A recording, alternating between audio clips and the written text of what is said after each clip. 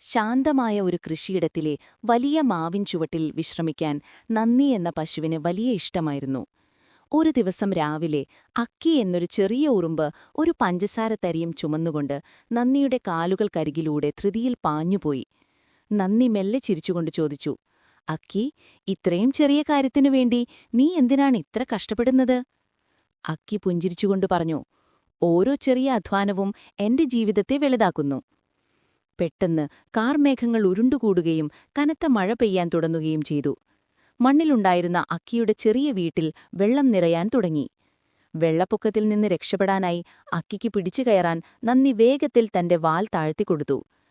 മഴ നിന്നപ്പോൾ സുരക്ഷിതമായ ഒരു പുതിയ വീട് കണ്ടെത്താൻ നന്ദി അക്കിയെ സഹായിച്ചു.